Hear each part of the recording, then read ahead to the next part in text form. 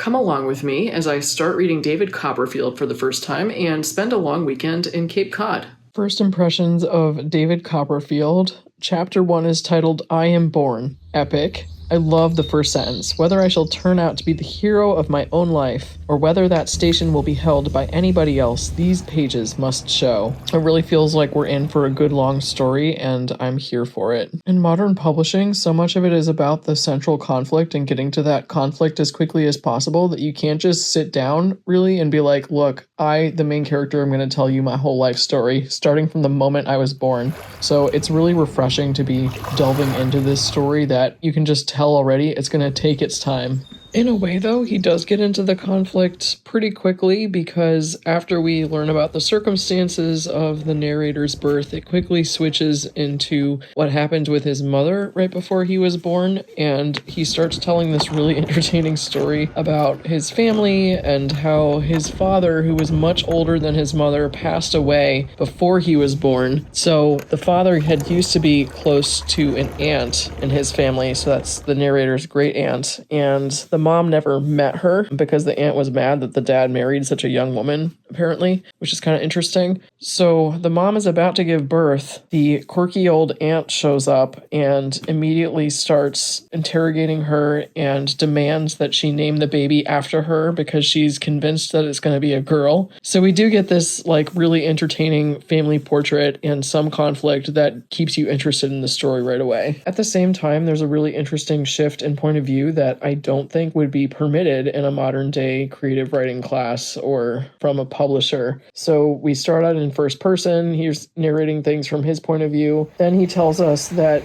he cannot himself narrate the events surrounding his birth in the immediate lead up and after. So we assume that he's probably heard this story from somebody, but it's not clear who. He kind of goes into an omniscient third person, looking down at both the aunt and the mother and describing what happens between them. So that's really interesting because that's not something you would see in a modern novel. You can also tell really early on that Charles Dickens has the gift of character. He's able to create a really interesting and entertaining portrait of a character just in a single paragraph. Just on page 2, we kind of get this random story about an old lady who bought the caul that had covered David when he was born, which is an interesting piece of lore to learn about, that it seems like people bought cauls because there was a belief that it would save you from drowning. So they auction it off in a raffle. This old lady wins it. The deal is that the raffle winner has to pay a certain amount. She doesn't want to pay the full price, and she appears reluctant that she actually won, which is kind of a little funny portrait of her. And then he says that she never drowned, and she died triumphantly in bed at 92, so people in town take that as proof that this superstition is true. But the funniest part is that he talks about how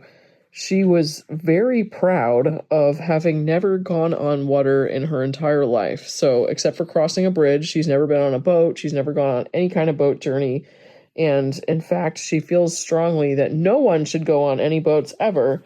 And she's indignant that people go meandering about the world on boats, which he highlights the kind of hilarious hypocrisy of this because apparently she's a big tea drinker. And so somebody says to her, you know, you wouldn't have tea if they didn't have the, quote, objectionable practice of going abroad in ships. And she always returned with greater emphasis and with an instinctive knowledge of the strength of her objection, let us have no meandering. I'm not sure if we're ever going to see this old lady again. She may not be relevant to the story, but it's really funny, and I really appreciated this miniature portrait of just a random person in this world. We learn that David's mother is now passed away, but as he's relating the story, she's still young, and I absolutely loved this beautiful paragraph where he's talking about remembering her. Can I say of her face, altered as I have reason to remember it, perished as I know it is, that it is gone, when here it comes before me at this instant, as distinct as any face that I may choose to look on in a crowded street? Can I say of her innocent and girlish beauty that it faded and was no more, when its breath falls on my cheek now as it fell that night?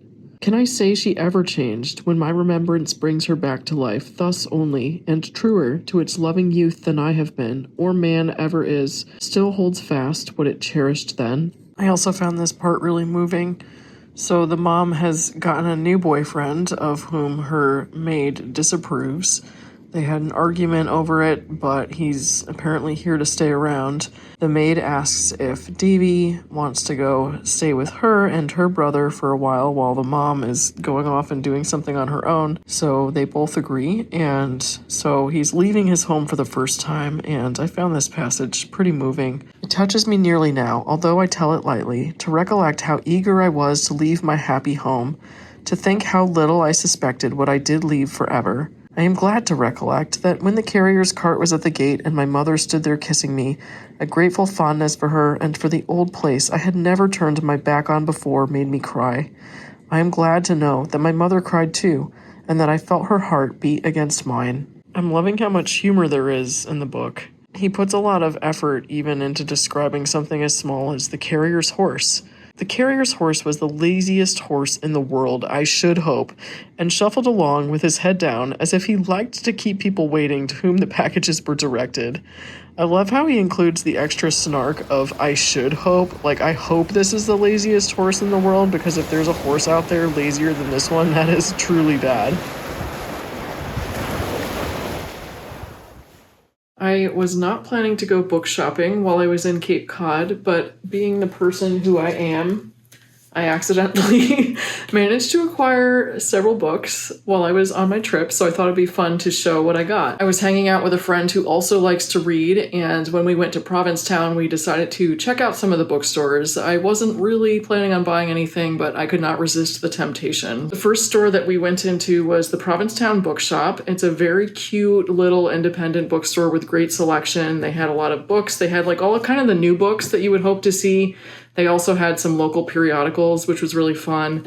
And I ended up getting the Iliad and the Odyssey, Emily Wilson's newish translations. Very excited to read these. I've read a couple different translations of Homer in English, and I just love Homer so much. So I'm really excited to read her take on it. The Odyssey is the first time that a woman has done the full-length translation of the Odyssey in English. So that was really exciting when that came out several years ago at this point. And then she followed it up with the Iliad, some of my favorite works of literature ever. Can't wait to read these and very excited to have them in my library. I also just love how beautiful the cover art is. Next, we went to Tim's used bookstore, which I showed earlier in the video, and it's pretty close to the other one. It's just a few minutes walk away. This one was really fun because it has like this little entrance that looks very mysterious, and then you walk in and it's a little house. There are just stacks and stacks of books everywhere. There are all these little rooms. They do have everything organized by section, so like there's fiction and then there's like different nonfiction subject areas, but it's like a treasure hunt in there. It was so fun. They had an amazing collection of art books. You could have spent hours browsing in there. It was one of the coolest used bookstores I've ever seen. I don't have a ton of art books, but I could not resist buying this amazing M.C. Escher art book. It has tons of his drawings. I was just entranced by this right away. Then I found the environment section and I got two books from there. The first one is Braiding Sweetgrass. This is apparently a friend of a friend's favorite book ever, which I found very intriguing. I hadn't heard of it before. The subtitle is Indigenous Wisdom, Scientific Knowledge, and the Teachings of Plants. I'm excited to read this. And then I found a John McPhee, The Control of Nature.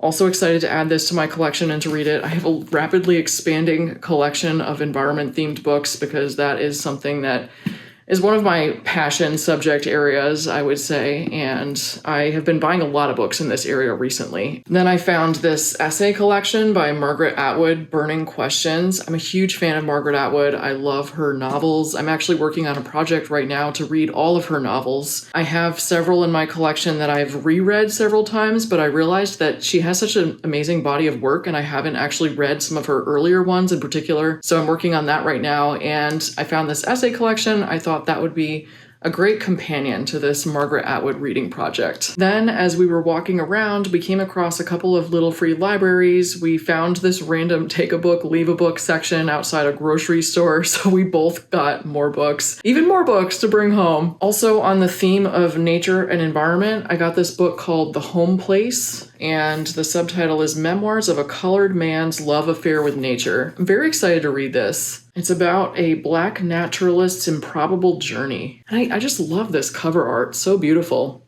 I found this really adorable vintage book, The New Way of the Wilderness, and it has this little old school drawing of a tent with some kind of, I'm not sure if that's a cooking system or what. If you have followed my other YouTube channel at all, you know that I love to hike and camp, and I thought this was really cool. It's interesting because hiking and camping, a lot of the gear has really evolved over the years and it's changed a lot. Not that I know that personally, but just from seeing other people's pictures of like old school backpacking and hiking gear. So I think this just looks really fun and interesting from like a historical perspective. It also has a receipt from what I'm guessing is the person who previously bought this book. They would have bought it as a used book in 2021, and it was purchased at Yes Books in Portland, Maine.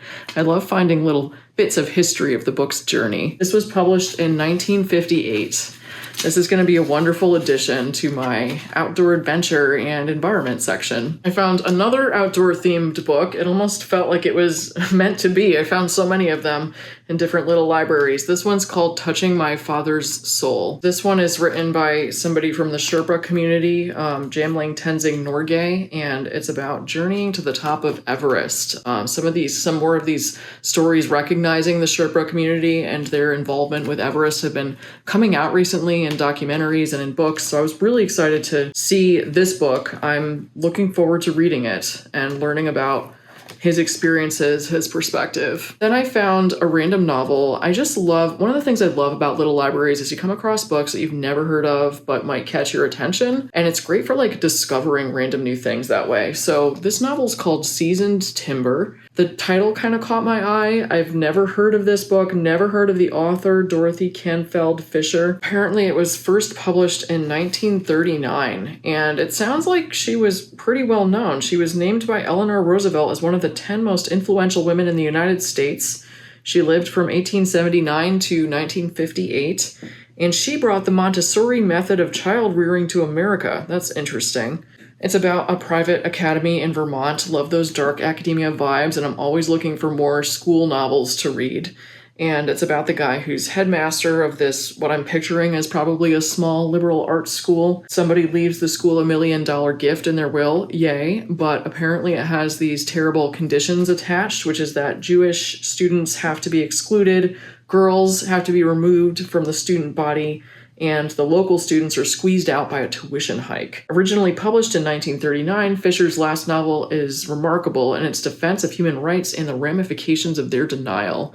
Sounds alarmingly relevant to today. I'm excited to read this, and my to-read pile is very large. So that was several of the books that I have acquired recently. There will be many more to come. I'm also trying to weed out some other ones so that my collection stays at a reasonable amount, but you know, you have to have hundreds of books. It's just a necessity. Thank you so much for watching, and I'll see you in the next one.